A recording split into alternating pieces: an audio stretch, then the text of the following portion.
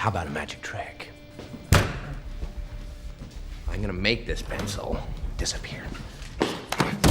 Ta-da! It's gone.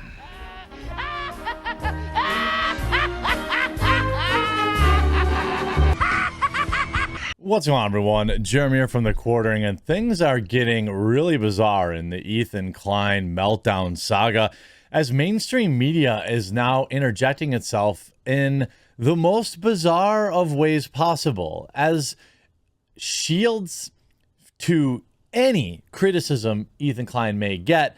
Instead of the 100 million comments of people roasting his terrible take, the media has decided to cherry pick 2 or 3 comments that reference his faith and make that the story. Make sure you press like if you are surprised by that in any way. Hey, and by the way, quick favor, you know January sucks for YouTubers. If you're inclined, or maybe you've been on the fence, all I ask is that you consider clicking that subscribe button down below. Whether you're on YouTube or you're on BitChute or Odyssey or Rumble, please do consider subscribing. I would greatly, greatly appreciate it. Just so you can actually find my videos. Now, let's start with this weird headline from NBC. Viral. YouTuber Ethan Klein criticizes Joe Rogan for spreading coof misinformation after Klein, who is Jewish, criticized Rogan for pushing hesitancy. Rogan's fans flooded Twitter with fat-phobic and anti-Semitic remarks. What? Believe me, there are fewer people that have been on watching Ethan's feed more than I. And I'm not denying the existence of any. I haven't seen a single one.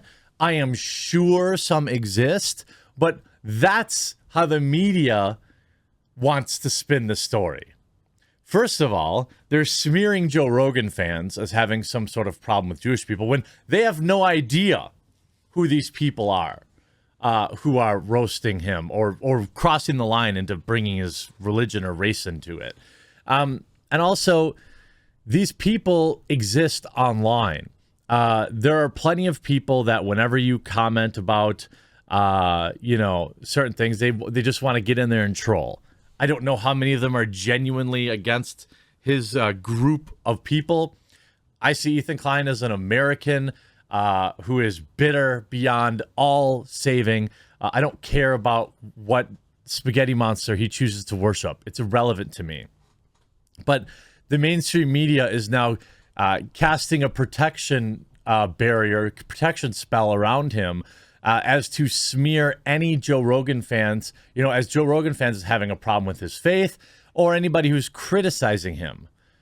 And by the way, this entire article, do you know exactly how many examples NBC posted of these supposedly anti-Jewish remarks? I'll give you a second. I know it probably took a second to say the word, but yes, it is in fact 0.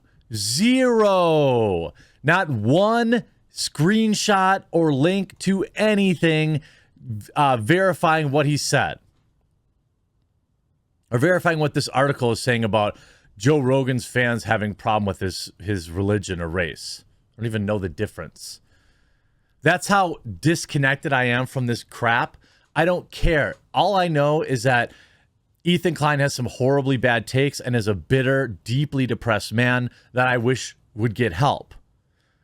But this article somehow forgot to post literally any proof of its statements.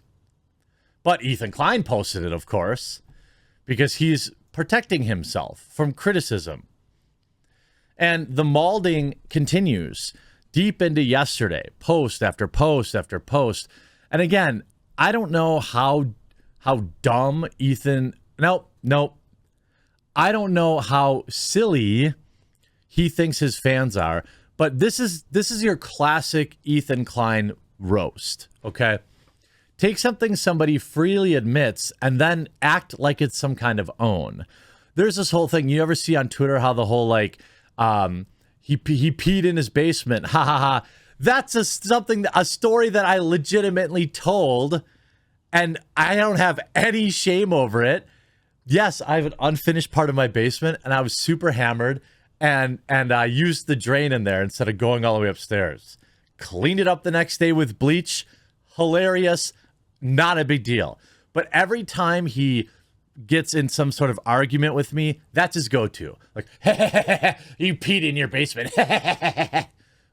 Okay, and I also told a 20-minute story about how I didn't make it to the bathroom at a Walmart once the day I discovered I had IBS. You gonna use that as an own?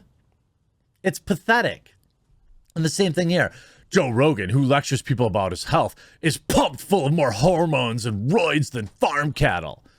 And then he posts a link to Joe Rogan freely admitting he does things like replacement therapy and other stuff. You don't get to stay that jacked in your 50s without some help. I am not going to criticize it looking the way I do, but Joe Rogan has never hid this fact, and that's his big own. Got him! He posts a clip of Joe Rogan. Like, this meme has really, really, really gotten to Ethan. Really bad. I mean, he's been mauling for 2 straight days. By the way, I know I use this analogy quite a bit. He necros a post from Adam22. I don't know who that is. He's got like a podcast or something. No disrespect. I just don't know who he is. Or he's the No Jumper podcast guy, I think. He like necros a tweet from several days before that and was like, fat man bad. He's so reductive that like even in the own replies to this, he's getting demolished. Like, does Joe even know who you are? Obviously, have you tried eating it? I'm not going to poke fun at his weight. I can't. I'm not in a position to. But people like posting, you know, him begging to be on Joe's show. This isn't exactly quite the dunk fest that he's used to. And he's really, really, really mauling about it. And it's bizarre to me. Like, this is the example. It's like, you know, I always say, the crazy thing about this whole story is that this is 100% a self-inflicted wound. I talk about that, again, the analogy of like, oh, I'm going to go punch this beehive and then be like, why are all these bees stinging me? Like, that's exactly what Ethan Klein did. And he's been mauling over it for days. And plus, I remember when you were at least a little bit funny. Does Joe know who you are? Ethan still posting about Joe Rogan instead of moving on and doing literally anything else. These are the top replies. You know, people commenting on his weight.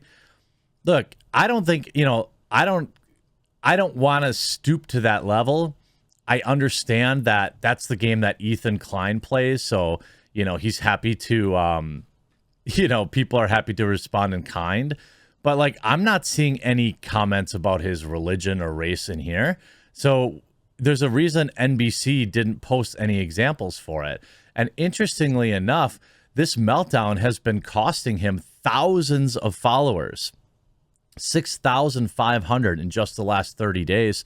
And, you know, most days start out a little positive, but the second he starts posting about Joe Rogan, he loses hundreds of them. He's been losing 200 a day. I bet you, I mean, we'll see if he hasn't posted about him today, so maybe it'll actually go up. Hey, there you go. It went up. So he's actually maybe learning that, you know, this is self-inflicted and you got to just take the L on here. I guess maybe he's hoping that, you know, Joe Rogan will notice him and comment. He certainly got the full power of the media behind him. I mean, if you Google Ethan Klein, it's not anything about Ethan Klein getting absolutely destroyed. It's all articles about how he's a hero for calling out Joe Rogan. I mean, it's not exactly a bold position to take when you consider where the media leans. Also, interestingly enough, now the original H3 Productions channel, which he hasn't uploaded to in, I don't know, how long has this been? Years, maybe? Since 2020. Okay, so in about 2 years, not even 2 years. But he pretty much abandoned this channel because a lot of his videos would now be classified as bullying in terms of YouTube service. Not that I agree with it, but so he was getting demonetized. So that's why he really quit it. It wasn't because they ran out of ideas, let's be real. This channel has been losing about 10 to 20,000 subscribers a month. But again, he's not uploading to it, so I don't think that that's a fair criticism. However, interestingly enough, on Sunday, January 2nd, he deleted 18 million views worth of videos. Why would you do that?